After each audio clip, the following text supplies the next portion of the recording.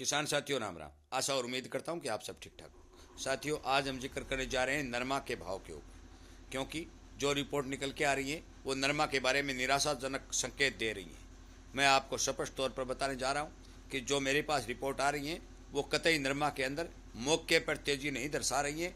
लगभग एक सप्ताह तक की रिपोर्ट जो मैं आपको इस वीडियो के माध्यम से बताने जा रहा हूँ। कितनी बाजार के अंदर कितनी गांठों की उत्पादन जो है नरमा का बाजार में बिक चुका है, कितना शेष बचा हुआ है, सरकार ने कितनी खरीदी है, प्रतिदिन कितनी आवक हो रही है, ये सब बातें मैं आपको बता रहा हूँ।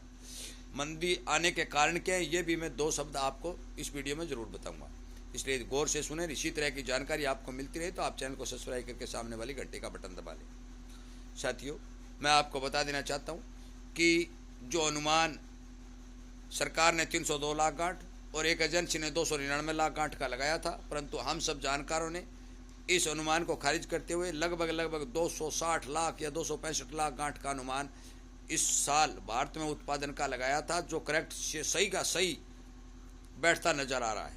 क्यों नजर आ रहा है? क्योंकि अब मौके के ऊपर कपास की आमदनी बाजारों में बिल्कुल घटती हुई दिखाई दे रही है। क्यों दे रही है?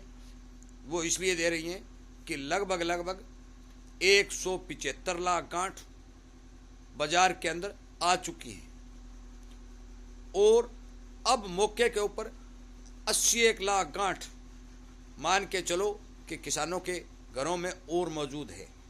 साथियों, 1.25 लाख गांठ प्रतिदिन बाजार में आ रही है। ये भी मैं आपको बता दूं कि इससे ज़्यादा आमदन बाजार में नहीं आ रही है, आमदन मौके पर घटती जा रही है। आमदनी का घटना बाजार को बढ़ना चाहिए था, परंतु लगभग एक महीने से जिस स्थान पर बाजार था उसी स्थान पर खड़ा है 72, 73, 74 और 75 पर। क्यों खड़ा है? इसका सबसे बड़ा कारण यूएस और ब्राज़ील बने हुए हैं। ब्राज़ील में अब की बार लगभग 1900 लाख गांठ का उत्पादन है और वो अपना माल लगातार सस्ता बेच रहा है। साथियों, कहाँ 1900 लाख गांठ, कहाँ 250 लाख गांठ।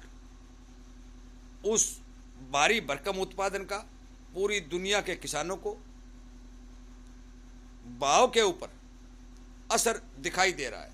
यूएस के अंदर मैं आपको बता दूं 67 और 68 सेंट के भाव बने हुए हैं, वो कभी 66 भी आ जाते हैं। इसलिए अंतर्राष्ट्रीय बाजार के अंदर कॉटन के भाव में लगातार मंदी बनी हुई है और आयातित सौदे जो है सस्ते पड़ रहे हैं, जिनके कारण शिलिंग मिल वाले आयात की ओर नजर गड़ाए बैठे हैं।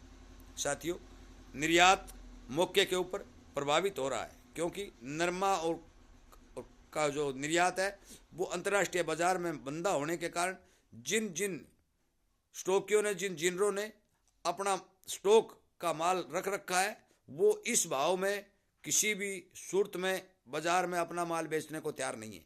क्यों नहीं है? कि यदि वो इस भाव में बेचते हैं तो उन्हें नुकसान होता है, उनके घाटा पड़ता है। वो भी सब तेजी के इंतजार में है ताकि उनका घाटा पूरा हो सके। साथियों, मैं आपको बता देना चाहता हूँ कि नरमा का जो उत्पादन है वो वास्तविक रूप में ये सच्चाई है कि भारत के अंदर लगातार घट रहा है, क्योंकि अब की बार क्वालिटी तो बढ़िया थी परंतु वजन नहीं था, ये हर किसान को पता है। साथियों, बाजार के ऊपर नज़र रखना बहुत ज़रूरी है। यदि कोई मेरे पास ऐसी सूचना आती है कि धागे की कोई मांग निकल के आती है और शिलिंग मिल वाले अपनी खरीद बढ़ाते हैं तो मैं वीडियो के माध्यम से फ़ौरन आप तक पहुँचाऊँगा, परंतु शिलिंग मिल वालों के पास बिल्कुल सीमित रूप में स्टॉक मौजूद है और वो ज़्यादा खरीदारी कर भी नहीं रहे। क्यों नहीं कर रहे हैं? कि मौके के ऊपर धागे की मांग निकलती हुई दिखाई उन्हें नहीं दे रही है, परंतु पता नहीं क्या कुछ हो जाए। अनुमानित तौर पर मैं ये बता रहा हूँ, ये नहीं हो सकता कि कोई बात कह दी वो सच्ची की सच्ची निकल गई, परंतु जो आंकड़े दिए हैं वो बिल्कुल सच्चे हैं।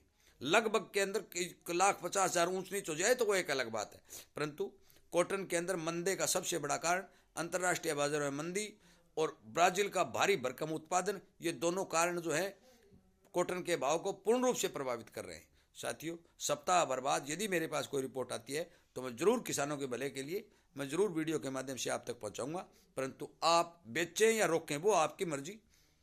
एक सप्ताह तक जितने भी जानकार हैं, उन जितने जानकारों से मेरी बात हुई है, उन्होंने सभी का ये अनुमान है कि लगभग यही भाव शिथिल रहने के अनुमान उन्होंने जताया है। साथियों, वीडियो सुनने के लिए आपका धन्यवाद करते हुए मैं आपसे विनय निवेदन करूंगा कि आप इस वीडियो को ज़्यादा से ज़्यादा किसानों तक शेयर करें ताकि उनका भी कंफ्यूज दूर हो और जिन किसानों के पास नरमा पड़ा है वो अपने नरमा को बेचें या रोकें, वो सोच समझकर कार्य करें। वीडियो सुनने के लिए, शेयर और लाइक करने के लिए आपका बहुत बहुत धन्यवाद।